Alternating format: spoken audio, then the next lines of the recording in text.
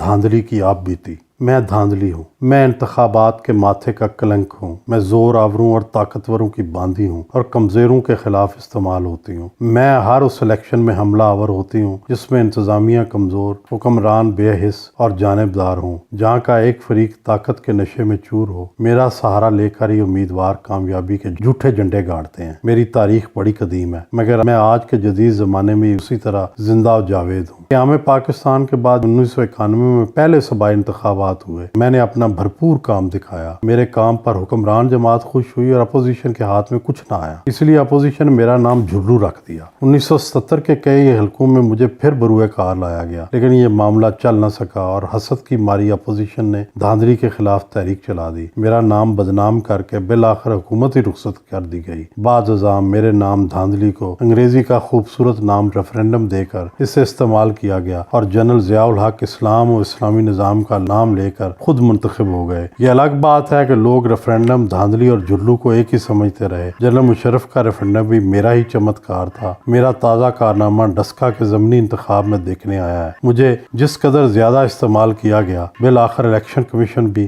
بول پڑا اور نتائج روک لیے۔ مجھ دھاندلی کا زور و شور اندھیرے اور دھند میں زیادہ ہوتا ہے۔ ڈسکا میں بھی یہی ہوا، جبکہ اس سے پہلے بھی ایسا ہی ہوا، اور آئندہ بھی جہاں میں نے کام دکھانا ہوگا اندھیرا اور دھند میرے بہترین ہتھیار ہوں گے۔ لیکن جب میری بدماشی انتہا کو پہنچے، جب مجھے اپنی طاقت پر زیادہ ہی گھمنڈ ہو، جب مجھے ہر صورت جیتنا ہو، پھر میں دن کی روشنی میں بھی فائرنگ کروا کے پولنگ بند کروا دیتی ہوں۔ نہ ہوگا بانس، نہ بجے گی بانسری۔ ڈسکا شہر میں نون کے ووٹ زیادہ تھے، پولنگ بند کروانے کے لیے یہی کروانا پڑا اور یہ حربہ بڑا کامیاب رہا۔ بس 5 موٹر سائیکل سوار اسلحہ لے کر شہر پہ نکلے، جگہ جگہ فائرنگ کی، خوف و ہراس پلایا، یوں میرا کام بخوبی ہو گیا۔ میرا دیسی نام دھاندلی ہے، لیکن میں ایک بین الاقوامی مخلوق ہوں۔ میں دنیا میں ہر جگہ پائی جاتی ہوں۔ جہاں زور زبردستی ہوگی، آمرانہ اور بدماشی والا ذہن ہوگا، میں وہاں موجود ہوتی ہوں۔ مشہور انگریزی ناول نگار چارلس ڈکن نے اپنے زمانے کے انگلستان کے انتخابات کی جو کہانی لکھی ہے، وہ میری کارروائیوں کی انتہا کی داستان ہے۔ چارلس ڈکنز کے بقول ووٹروں کو لاریوں میں بھر کر پولنگ سٹیشن پر لایا جاتا تھا، ووٹوں کی خرید و فروخت کی جاتی تھی، جعلی ووٹ ڈالے جاتے تھے، بیلٹ باکس اٹھائے جاتے تھے۔ غرض کہ وہی سب کچھ ہوا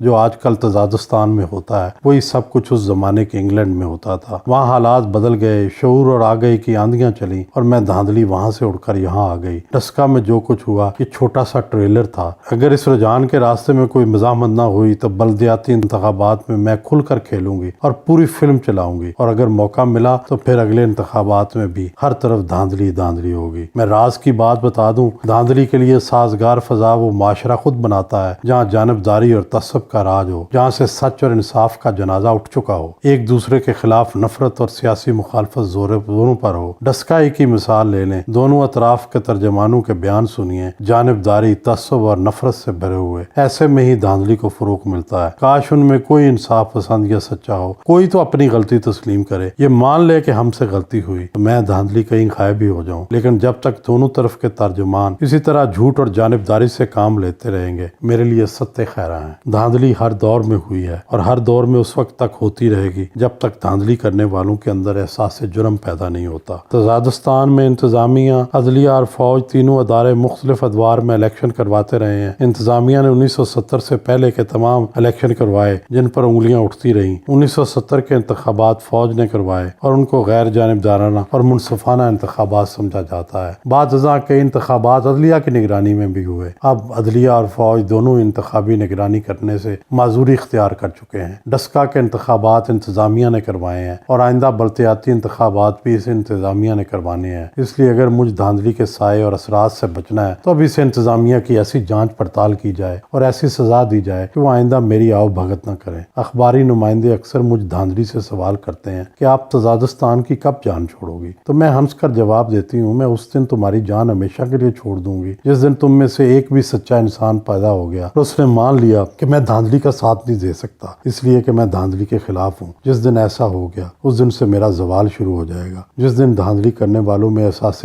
جرم اور شرم پیدا ہو گئی اس دن دھاندلی کرنا ممکن نہیں ہوگا۔ میں دھاندلی تو اپنی ہی مدد سے زندہ ہوں، اگر یہ ختم ہو گئی تو میں مر جاؤں گی۔ انگلستان اور مغربی دنیا میں اب کوئی میری مدد نہیں کرتا، اس لیے میں وہاں کہیں پائی بھی نہیں جاتی۔ افسوس یہ ہے کہ جب اصول کی بات ہوتی ہے تو ہر کوئی میری یعنی دھاندلی کی مذمت کرتا ہے، مگر کوئی ایسا بھی ہے جو اپنی پارٹی کے موقف سے ہٹ کر سچ بول دے؟ کیا کوئی ایک بھی ایسا ہے جو کہے کہ 23 پریزائڈنگ افسر کو غائب کرنا یا غائب ہونا غلط ہے؟ کیا کوئی ایک بھی ایسا انصاف پسند جمہوری ہے جو ببانگ دہل کہہ دے کہ میں انٹسکا کے انتخاب میں اختیار کیے گئے ہتھ کنڈوں کو مذمت کرتا ہوں؟ کیا کوئی ایک بھی ایسا بہادر ہے جو اپنی پارٹی میں رہتے ہوئے پارٹی کے غلط موقف کو مسترد کر سکے؟ کیا کوئی ایک بھی ایسا ہے جو سچ کا بول بالا کرے اور صرف اصول کا جھنڈا بلند کرے؟ یاد رکھیں کہ جس دن ایسا ہو گیا میں دھاندلی اس دیش کو ہمیشہ کے لیے چھوڑ کر چلی جاؤں گی اور پھر کبھی واپس نہیں آؤں گی۔